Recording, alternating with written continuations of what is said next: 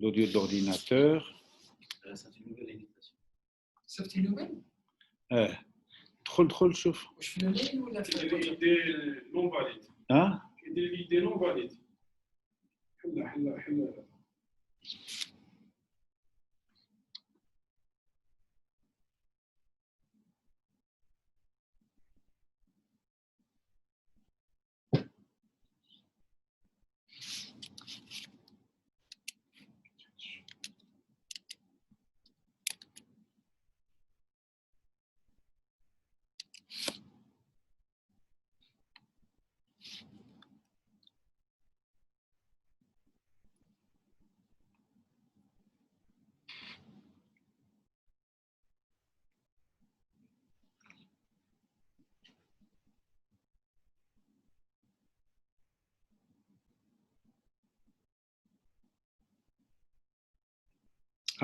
ميمون سي بون ادمي.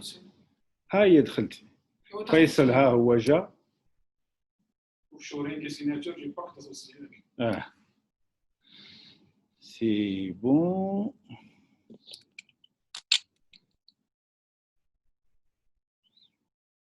بدات لا réunion déjà. Tac. OK. Ici enregistré. Ça y est, on a démarré.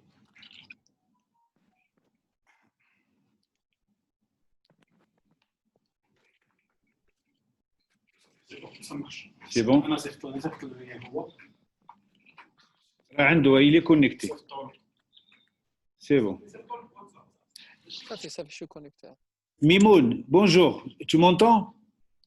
Oui, bonjour, c'est Mohamed. Ça va la baisse? Alhamdulillah, merci. مرحبا بك عندنا في l'oriental. Ben écoute, merci beaucoup.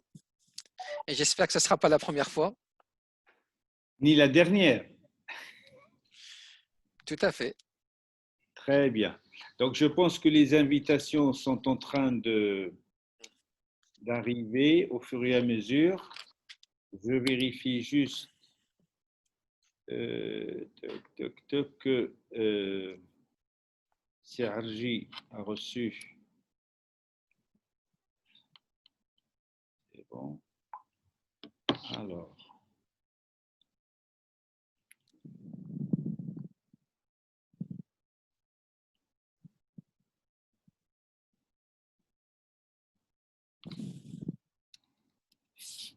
Si.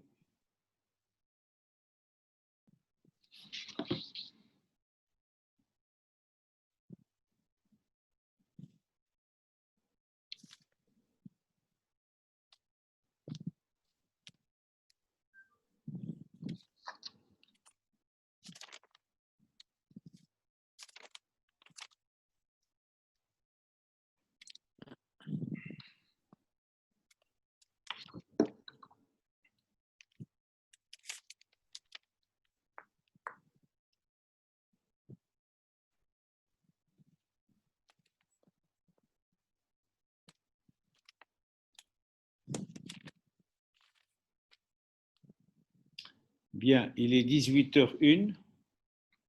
Le temps que nos amis nous rejoignent, on va commencer. Alors, ce que je propose, Simimoun, tu as préparé une intervention pour introduire le sujet sur l'offshoring au Maroc. Là, nous avons c'est Abdelaziz Arji qui vient de nous rejoindre, qui est donc un expert également de l'offshoring. Donc là, nous sommes au complet et on va prendre au fur et à mesure les participants. Alors, je vérifie si Aziz, c'est Abdelaziz, tu m'entends? C'est Arji. Est-ce que tu m'entends? Alors,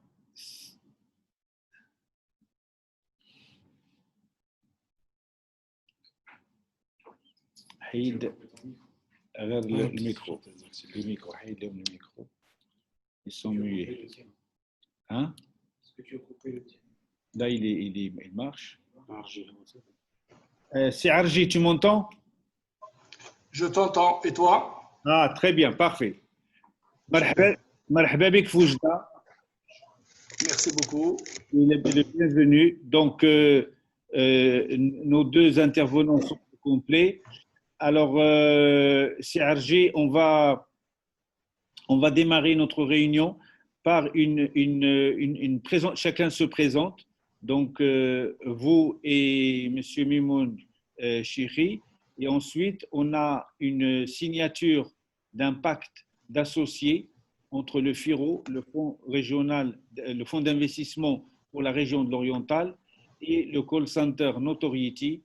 Il n'est pas encore client de Eurodéfi, mais lorsque Eurodéfi ouvrira à Oujda, à ce moment-là, ça sera fait, puisqu'il manque des experts comptables à Oujda et dans l'Oriental. Alors, donc je demande à M. Chiri de se présenter et de nous dire en deux mots la problématique de l'offshoring, et ensuite la parole à M. Arji.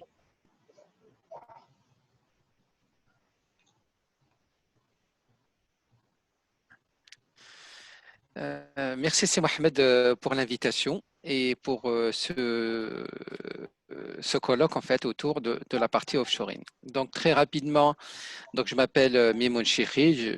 Puis juste pour information, je suis originaire de pas très loin d'ici. Donc je suis de 25 km à peu près. Donc je suis de la région d'Ahfir tout simplement. Donc là, nous nous retrouvons juste peut-être à 20 km de là et ça me fait plaisir et ça me fait chaud au cœur de me retrouver sur cette région. J'ai une double casquette. Je suis là donc à double titre. D'abord, en tant que président du pôle offshoring de l'APB. Donc l'APB, pour information, c'est la fédération des entreprises et des acteurs digital, enfin, du domaine digital de façon globale. Donc, ça regroupe les entreprises qui opèrent localement, les opérateurs télécoms, les éditeurs tels que Microsoft, IBM, etc. Et puis aussi tous les acteurs qui opèrent aujourd'hui sur le volet offshoring, dont on en a une bonne partie qui est adhérente au sein de l'APB. Et puis, je suis directeur général de l'entreprise ACA qui opère à la fois sur le marché local et sur le marché offshore, sur 3 secteurs d'activité, à la fois l'automobile, l'aéronautique et puis le volet digital. Donc, encore une fois, merci. Donc, un petit mot sur peut-être l'offshoring et les challenges en fait d'aujourd'hui. Il n'est pas à rappeler que le secteur offshoring, c'est un des secteurs très importants en fait, au niveau de l'économie digitale au niveau Maroc. Donc, beaucoup de postes ont été ouverts, beaucoup de postes d'emploi et ça a aidé également, au-delà des emplois, à faire hisser le niveau technologique des entreprises, donc des entreprises marocaines. Maintenant, juste par rapport à la situation que nous vivons toujours, mais même si on est en phase de sortie, enfin, du moins sur la partie déconfinement. Donc, il y a un certain nombre de challenges, mais également d'opportunités à saisir. Et je voudrais peut-être revenir sur le sujet tout à l'heure, sur ce volet-là. Donc, merci, c'est Mohamed. Merci à vous. C'est Arji, en deux mots. Oui, en deux mots, donc Arji Abdelaziz, je suis le fondateur du cabinet Eurodéfi Audit. Donc, pour ne pas être diminué par rapport à Chiri, je dirais que moi, je connais très bien la région de l'Oriental pour avoir pratiqué Saïdia pendant au moins 5 fois. Et donc, j'aimerais y aller très prochainement parce que c'est une région que j'apprécie. Donc, voilà pour la relation avec l'Oriental. Sinon, la relation avec l'offshoring, donc en fait, le cabinet Eurodéfi est spécialisé dans les métiers mondiaux qui sont l'offshoring, l'automobile, l'aéronautique depuis 2000, donc depuis la naissance de ce secteur, ce qui nous a permis d'accumuler une expérience très appréciable pour ce secteur, parce qu'en fait, il y a ce qu'on voit dans les lois, dans ce qui est écrit, mais aussi il y a la pratique, il y a les circulaires, il y a les circulaires spécifiques au secteur. Donc, nous, dont on prend connaissance tout à fait au début de leur naissance, on participe même des fois à leur élaboration, et ça nous permet en fait d'être proche de nos clients et de les conseiller, surtout de les retenir pour la destination au Maroc, parce que généralement ils viennent pour des choses qui sont des incitations fiscales, des incitations sociales, mais on voudrait les retenir pour la qualité du service, pour la qualité des ressources humaines et surtout pour qu'il y ait une transmission du savoir-faire. Donc voilà, c'est Walioudi. Merci beaucoup. Alors, j'ai le plaisir et l'honneur d'avoir à mes côtés Monsieur le directeur général du FIRO, à qui je demande également de se présenter et de nous dire l'intérêt qu'il porte pour l'offshore. Bonjour à tous. Alors, je me présente, je suis Tariq Ounza, je suis directeur d'investissement dans la banque d'affaires Apline, qui est affiliée au groupe Banque Populaire. Je suis ravi et honoré à la fois d'être nommé dernièrement par le conseil d'administration du Fonds de l'Oriental en tant que directeur général du fonds. Le fonds d'investissement, comme vous le savez, en fait, le Fonds de l'Oriental, qui a vocation à investir dans les TPE, les PME, basés essentiellement dans la région de l'Oriental, et qui sont à fort potentiel de croissance, justement, pour les accompagner à créer de la valeur et à se développer. J'ai aussi le plaisir en fait, d'avoir à mes côtés M. Ilyas Moussaoui, qui est fondateur de la société Notoriety. Notoriety, en fait, qui opère dans tout ce qui est call center. Donc, elle exploite depuis 2016 un call center basé à Oujda, au centre-ville à la base, et qui vise une extension à Oujda Shore, en fait, pour le développement d'activités. Un début d'activité qui était déjà prometteur, avec un centre de formation des téléconseillers et qui se poursuit en fait par une extension d'activité, justement, ce qui justifie en fait l'implantation à la technopole BP Oujda. Donc voilà, donc nous, en tant que fonds d'investissement de l'Oriental, nous intervenons déjà en tant que partenaire financier, en fait, qui accompagne la société dans son plan de développement.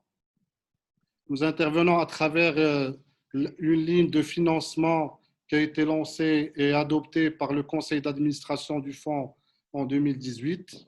En fait, cette ligne consiste en gros à investir essentiellement en equity et quasi-equity, c'est-à-dire en capital et en fonds propres, dans des startups à fort potentiel de croissance, via l'injection en fait, des montants de 1 million de dirhams maximum, mais avec la particularité de n'exiger en fait aucune garantie, ne pas prétendre à une rémunération, c'est-à-dire ni dividende, ni rémunération sur les comptes courants, et mieux encore, une cession à terme que nous privilégions vers le fondateur à travers en fait le rachat de nos parts. Donc le rachat qui se fera en fait au nominal sans exiger de plus-value. Donc voilà en gros en fait la photo par rapport à la prise de participation du fonds. Et nous sommes là, et je suis encore une fois ravi d'être là pour sceller ce partenariat justement qui va se matérialiser par les signatures du pacte d'associés. Voilà. Merci beaucoup. C'est vrai que c'est un événement puisque c'est le premier acte de signature d'un tel pacte d'associés au Maroc en cette période de Covid. Et puis au niveau de l'Oriental, c'est le premier donc centre d'appel qui bénéficie de cet accompagnement dans le cadre de ce financement que vous avez mis en place donc, pour le groupe Notoriety. Donc je propose, sans plus tarder, puisque vous avez une contrainte de vol d'avion à 20 heures pour rentrer à Casablanca, de procéder à cette signature qui est vraiment quelque chose de très important et qui est un acte concret, puisque c'est la première fois dans l'Oriental, depuis je ne sais pas combien d'années, qu'une société de l'offshoring bénéficie d'un financement. Donc, en ce moment même, M. Tariq Ounza, le directeur général du FIRO, est en train de signer donc, ce pacte d'associés qui va sceller pendant 5 ans la relation entre le FIRO et le groupe Notoriety. Toutes nos félicitations au groupe Notoriety pour cette importante opération qui va lui permettre, Inch'Allah, de calculer en centaines le nombre de positions pour son développement, aussi bien à Oujda Shore, où nous nous trouvons actuellement. Oujda Shore qui va bénéficier, Inch'Allah, de l'arrivée de plusieurs intervenants, opérateurs du secteur, qui se comptent en centaines d'emplois.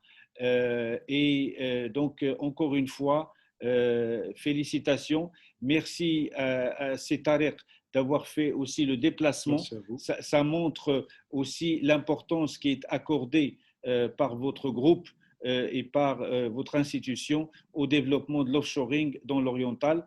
Je voudrais vous demander en 2 mots quel a été votre sentiment ce matin lors de cette réunion de l'ensemble des investisseurs à Oujda. Qu'est-ce que vous en avez retenu et quel est le message que vous voulez passer?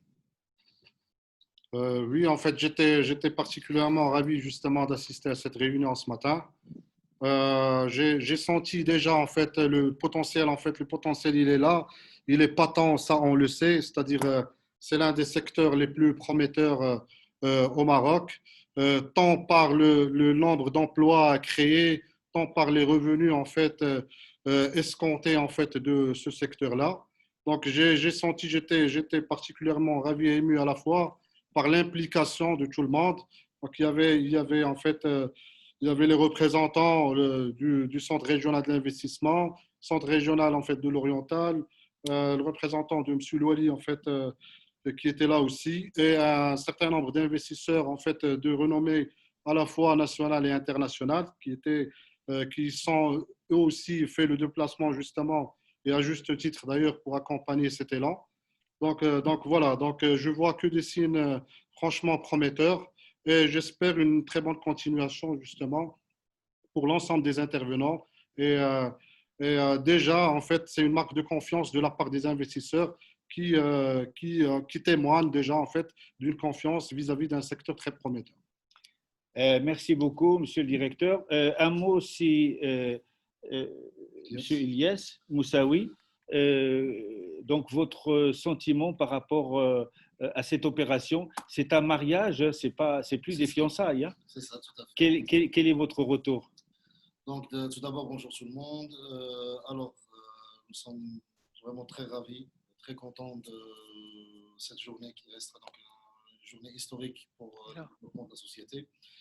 Effectivement, donc, nous sommes maintenant le premier centre d'appel de la région de l'Oriental à avoir donc, un fonds d'investissement, pas n'importe lequel, donc le FIRO donc, qui rentre dans le capital. C'est effectivement un mariage, non seulement de la partie financière, mais aussi grâce à la partie aussi expertise. Parce que voilà, donc, avant d'arriver à ce jour-là, on a passé quand même pas mal d'étapes donc, pour le montage donc, du dossier. Dans ces étapes-là, donc, on a eu plusieurs réunions avec le FIRO, durant lesquelles donc, on a pu aussi apprendre pas mal de choses grâce à leur expertise, grâce à leur réseau. Donc, c'est quelque chose aussi donc, qui est très, très important pour le développement de la société. Et je suis sûr que voilà, c'est effectivement le début d'une longue histoire aussi donc, qui va continuer. Que ce soit à Oujda Shore, aussi donc, au centre-ville, et on verra par la suite où ça va nous mener donc, par rapport aux perspectives d'évolution. Merci beaucoup. Longue vie à ce partenariat. C'est Tariq, on vous libère. Donc, merci infiniment. On vous souhaite un bon retour, Inch'Allah, à Casablanca. Et donc, nous reprenons donc le débat sur l'offshoring au Maroc. Donc, Simimoun, donnez-nous l'essentiel de ce qu'on doit retenir sur l'offshoring au Maroc après le post-Covid.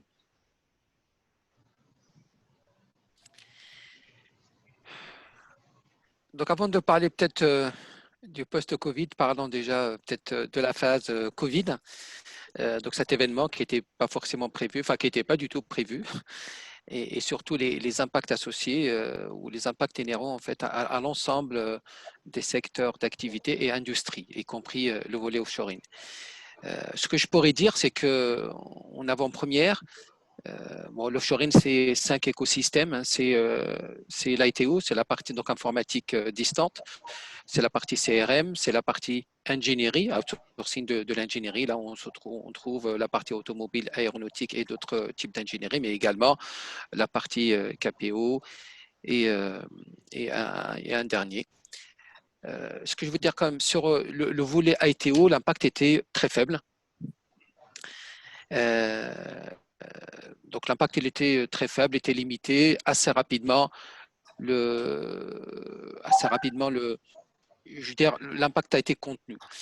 Sur d'autres activités telles que CRM ou l'ESO, donc c'est les deux secteurs, hein, les deux importants aussi au même titre que la partie ITO, l'impact était un peu plus fort.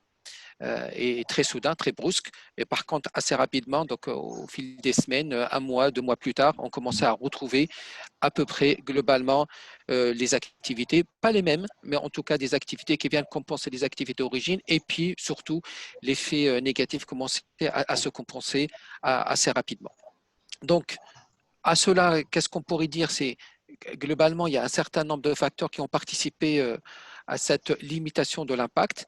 Donc d'abord, une très forte mobilisation des acteurs offshoring, donc à travers le pôle offshoring de l'APB, qui a permis à la fois déjà d'échanger, de faire échanger, d'échanger, de travailler sur les différentes problématiques communes, mais aussi la recherche de solutions communes.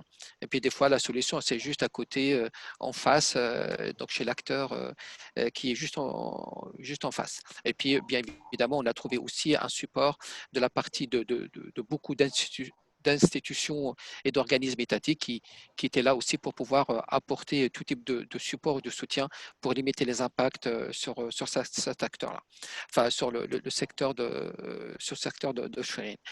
L'autre chose, et je pense il a fait l'objet en fait d'un webinaire dédié, c'est la partie télétravail. Donc très rapidement, le modèle télétravail il est devenu juste le modèle standard de l'IT, donc très rapidement. Et donc, on a été quand même ravis d'avoir la disponibilité des équipements IT, mais également un peu plus tard, et les masques pour pouvoir travailler directement sur la partie ESO directement enfin, dans les usines, etc.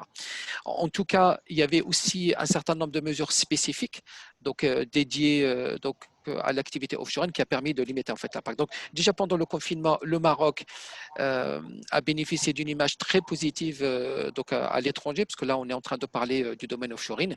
Donc on le donnait comme exemple sur un certain nombre de volets, partant des masques, je veux dire, qui nous paraît peut-être aujourd'hui un élément très simple, qui se vendait ou qui se vend directement dans les grandes surfaces pour citer un certain nombre de pays européens que vous connaissez, où c'était un vrai sujet, où c'était vraiment très compliqué à en avoir. Donc en tout cas, tout ce volet-là, la mise en place d'un télétravail très rapidement, la disponibilité des équipements Internet, il y a aussi le Internet qui est suffisamment répandu dans toutes les régions du Maroc, même si par moment on avait quelques difficultés sur la partie qualité, mais en tout cas, le mettre en place très rapidement, la disponibilité de ces équipements, la qualité du travail, ça vraiment c'est un élément très important à souligner. Donc globalement, et là je parle en fait au nom en tant que président du pôle offshoring, où ce sujet-là ça a été discuté, échangé avec un certain nombre d'acteurs, la qualité, ça enfin, je dirais même deux choses en fait. Pour un certain nombre d'acteurs, on a trouvé que la qualité de delivery, elle était meilleure, juste. Elle était vraiment meilleure parce que peut-être les collaborateurs se trouvaient dans des conditions largement meilleures, donc on évitait donc les trajets et puis le stress d'un certain nombre d'éléments. Et puis sinon, d'autres, c'était vraiment très limité. Donc il y avait au départ les quelques premiers jours ou peut-être les quelques premières semaines. Donc c'était un peu particulier parce qu'il y avait aussi, ça s'accompagnait par la mise en place en fait de tous ces équipements. Mais très rapidement, on est rentré dans un système de croisière et comme je disais tout à l'heure, et c'est vraiment important à souligner, sur un certain nombre de périmètres ou d'entreprises, la qualité il était largement meilleure, plus qu'en rendez-vous. Voilà. Et donc, tous ces éléments, bien évidemment, ont permis de donner une très bonne image en fait de l'activité offshoring actuelle et aussi de pouvoir peut-être, c'est pas peut-être, notre objectif en fait de pouvoir aujourd'hui sauter sur des opportunités additionnelles parce qu'on le sent dès aujourd'hui que sur le domaine offshoring, il y a un accroissement de la demande. Donc notamment sur le domaine digital, parce que la chose qui est arrivée au Maroc est arrivée globalement dans l'ensemble des pays. Donc toutes les entreprises ont pris conscience de l'importance du digital comme outil de production, tout simplement. Donc, les choses qui ne se faisaient pas du tout, ou les choses, enfin, juste pour donner en fait quelques témoignages concrets sans parler en fait de sociétés, enfin, de nom de société précise, combien de fois on entendait, enfin, dans le domaine de l'offshoring, que telle activité ne pouvait pas être offshorisée parce que cette activité se fait directement in situ chez le client, même dans le même bureau ou au sein de l'usine, etc. Ce Covid, c'est juste a permis de casser cet état d'esprit ou cette façon de voir les choses, parce que même un certain nombre de périmètres, enfin ce qu'on appelle en fait chez nous dans le domaine offshoring même des enclaves, des fois on dit ce projet ne peut pas sortir, ou si jamais il sort, il y a des mesures de sécurité complètement dédiées, enfin des enclaves avec un certain nombre de spécificités et particularités donc techniques et organisationnelles à mettre en place. Ce Covid, il est venu à casser tout cela, et donc du jour au lendemain, que ce soit déjà en Europe ou ici, donc ils ont ouvert en fait la tuyauterie et les moyens pour pouvoir faire le travail à distance. Donc, d'un côté, pour résumer, donc, il y a la digitalisation qui rentre dans l'ensemble des secteurs et activités. Et puis, de l'autre côté, on a pris tous conscience que finalement, ce qu'on pensait que c'était difficilement opérationnel si on n'était pas in situ directement chez les clients, on l'a bien mis directement en dehors et on l'a opérationnalisé. Et ça s'est fait avec une qualité même plus que celle qui était initialement connue. Et donc, tous ces éléments-là donc, nous laissent, et on le sent, en fait, enfin, les prémices, ils sont là pour prouver ou confirmer en fait, cette tendance d'aujourd'hui. C'est que sur le domaine IT, en tout cas, nous risquons d'avoir un accroissement de la demande sur la période à venir. Et l'objectif, c'est comment pouvoir tirer profit de la façon dont le Maroc a géré, et les entreprises, les différents acteurs, donc cette période de confinement, pour aller chercher donc ces opportunités, les transformer en réel accroissement de business, et donc bien évidemment d'ouverture de nouveaux postes au niveau du Maroc, et non seulement à un axe au Casaraba, mais également sur les différentes régions. Merci beaucoup, Simimoun. Excellente analyse. Est-ce que c'est Abdelaziz, vous la partagez?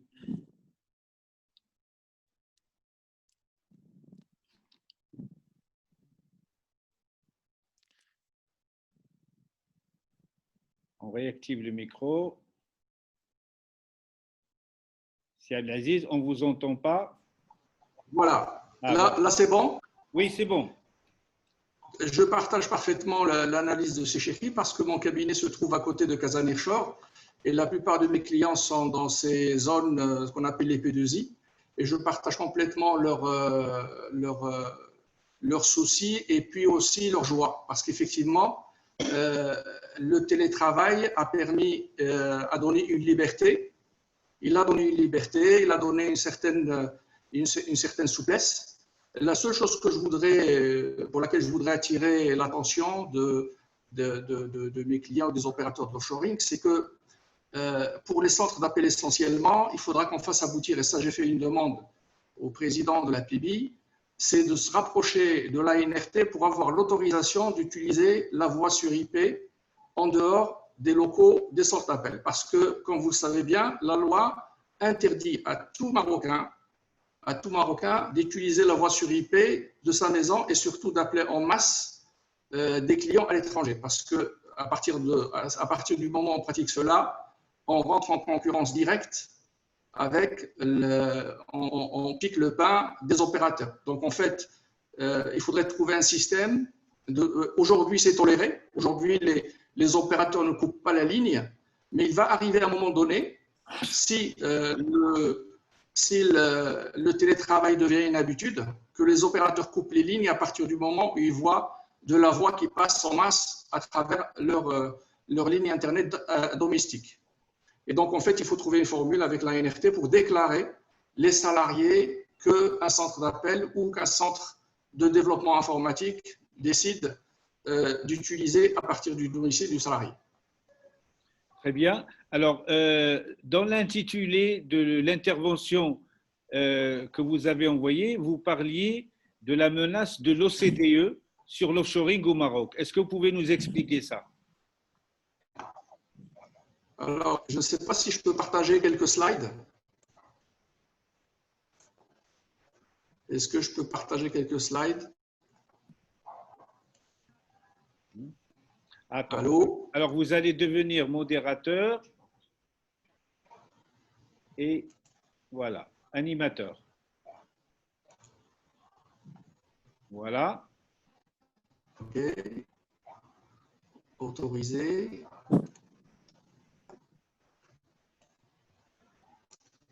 Alors, je partage. Là, il faut que je vois mon bureau pour partager.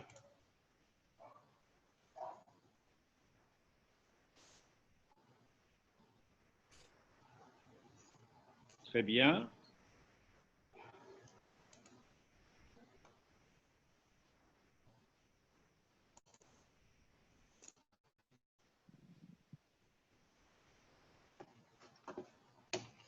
Voilà. Ah oui. Donc, en fait, l'intitulé, c'est comment le Maroc a pu mettre à l'abri son offshoring face aux menaces de l'OCDE du Covid-19. Donc, en fait, ce sont deux menaces, effectivement, qui ont fait… Est-ce que vous voyez le PowerPoint? Et on voit l'écran, tout à fait. On voit l'écran, on voit SICAM Offshoring, SICAM 2020, webinaire Eurodéfi SICAM 2020.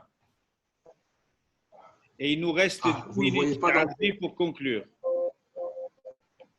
Alors, donc en fait, donc alors à ce moment-là, je n'arrive pas à partager si vous ne voyez pas le…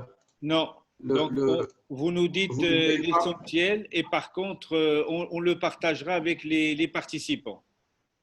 Donc, si vous pouvez Avec plaisir. me rendre l'animation. OK.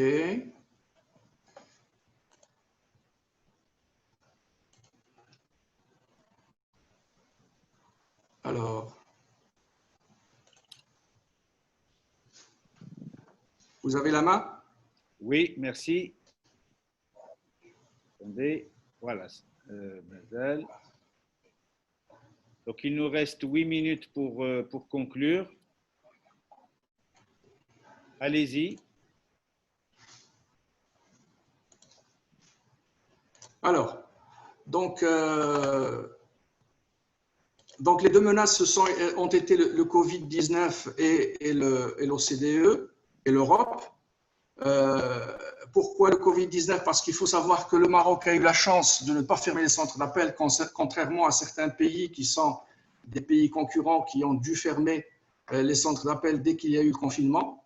Et donc le Maroc a su, grâce aux gens qui dirigent ce secteur et qui sont des gens qui sont clairvoyants, donc en fait ont jugé qu'il fallait surtout renforcer les mesures de sécurité. Et ça a réussi, alhamdoulilah. Et donc, on a pu quand même sauvegarder un métier qui est pourvoyeur de devises, l'un des pratiquement rares qui est resté dans les services, et puis aussi qui emploie beaucoup de personnes. Et donc, la deuxième menace a été la menace de l'OCDE, qui est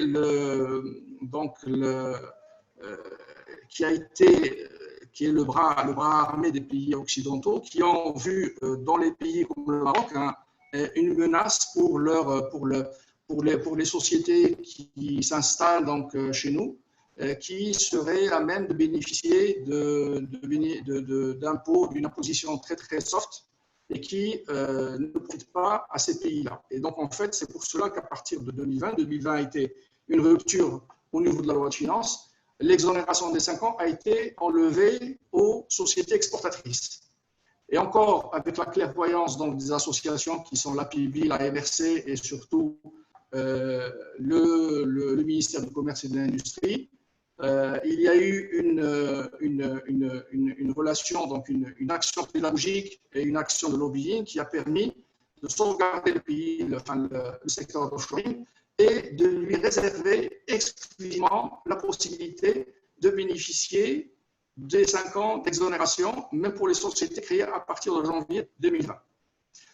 Que ce soit des sociétés qui s'installent dans les P2I, donc Casanier Shore, Oujda Shore, Fashore, etc., et Technopolis, mais aussi les titres onshore, mais aussi les sociétés qui s'installent partout au Maroc peuvent bénéficier de cette exonération de 5 ans. Et donc, ça, c'est un acquis très, très important. Ajoutons à cela qu'il y a toujours les aides pour la formation, donc qui vont de 6 000 dirhams x 2, ça fait 12 000 dirhams pour les centres d'appel, pour chaque emploi créé et formé. D'accord. Pour l'ITO, c'est 35 000 dirhams et 30 000. Et pour le secteur du BPO, c'est 24 000 et 14 000. Donc, en fait, c'est des sommes qui sont très, très, très, très importantes. Et il faut en profiter, il faut être accompagné. Donc, en fait, Eurodéfi aujourd'hui est, à ma connaissance, le seul cabinet qui accompagne pour ces aides-là, de la formation, donc de A à Z, donc un même interlocuteur avec l'ANAPEC pour s'assurer que les dossiers sont correctement constitués, que l'information a été donnée réellement, qu'il n'y a pas d'évasion par rapport à la formation, parce que c'est des données, il faut qu'ils soient utilisés correctement. Il existe aussi la prime à la croissance, dont doivent bénéficier les centres d'appel et les sociétés donc, qui sont dans l'offering. La prime à la croissance, en résumé, c'est quoi? C'est en fait une subvention qui est donnée par l'État à travers le ministère du Commerce et de l'Industrie pour tout centre d'appel ou tout centre BPO qui fait de l'investissement et qui fait une croissance dans son chiffre d'affaires à l'export. Donc, en fait, ce delta de croissance, il va pouvoir encaisser 10% du delta de croissance de son chiffre d'affaires à l'export. Et là aussi, c'est un dossier à constituer, c'est un accompagnement à faire pour pouvoir en bénéficier. Et je terminerai par la prime à l'investissement. La prime à l'investissement qui est un acquis aussi, puisque le secteur, les associations APB, AMRC encore une fois, se sont battus pour avoir cet acquis-là. Donc, prime à l'investissement qui permet d'avoir une aide substantielle qui peut aller jusqu'à quelques millions de dirhams pour un centre d'appel, pour un centre BPO, pour un centre ITO, KPO et SEO, ne l'oublions pas, qui va investir dans les ressources humaines, mais aussi investir dans tout ce qui est immobilisation incorporelle, c'est-à-dire les logiciels. Hein, et on sait que Dieu sait que on en bouffe beaucoup dans le domaine de l'offshoring, et qui investit aussi dans l'infrastructure et investissement en termes de mobilier, d'agencement, etc., etc. Parce qu'on constate que ces centres doivent avoir des standards, se mettre au niveau des standards internationaux. Et je dirais que de ce côté-là, on n'a pas à rougir dans la mesure où, quand on rentre dans les P2I marocaines, moi j'ai dû accompagner quelques clients, par exemple des clients espagnols qui sont rentrés à Casablanca, mais ils étaient ébahis, ils m'ont dit en Espagne, on n'a pas ça. Merci beaucoup, Si Abdelaziz. On vous invite, Inch'Allah, le 12 et 13 novembre à Oujda, où il y aura le SICAM Grandeur Nature au théâtre Mohamed VI, le 12 et 13 novembre. Et on espère qu'à ce moment-là, toutes les contraintes seront levées du Covid. Alors, je reviens pour la conclusion à Simimoun. Une seule question. Quand est-ce que vous vous installez à Oujda Shore? La réponse, comme je disais tout à l'heure, vous êtes déjà installé confortablement, hein? Ça, je le suis déjà, oui, effectivement, et merci déjà pour l'invitation. Non, mais il y a deux choses, en fait. Il y a ce qu'on disait, en fait. Je préfère revenir… Une minute. Je parlais tout à l'heure de l'accroissement prévisionnel de la demande. La forte pression aujourd'hui également de l'ensemble de l'industrie. Là, je parle en fait des pourvoyeurs en fait de ces activités sur la partie prix, vu les impacts financiers sur ces entreprises. Et une des réponses donc à ce sujet-là, une des réponses majeures, celle que je sponsorise, c'est vraiment la régionalisation. C'est comment faire partir aujourd'hui les acteurs d'aujourd'hui, à partir sur des extensions de leurs activités sur les régions, donc les régions majeures du Maroc, dont Oujda va vraiment faire partie. La régionalisation, pour moi, autant que président du pôle offshoring, c'est vraiment un levier de compétitivité vraiment très important, donc à la fois sur le volet financier, mais également à l'accès à des ressources jusqu'à aujourd'hui, des compétences qui sont inexploitées. On le sait tous, tout le monde… Beaucoup. Je suis désolé, mais c'est les aléas du direct. On continuera tout à l'heure autour d'un bon dîner notre discussion. Merci Siarji, merci à tous les participants. à titre exceptionnel, Inch'Allah, on va prévoir un autre webinaire de résumé de tout cet événement. Très bonne soirée et merci à vous et merci à tous nos participants. Merci. Merci. Merci. Bonne continuation, bon courage. À très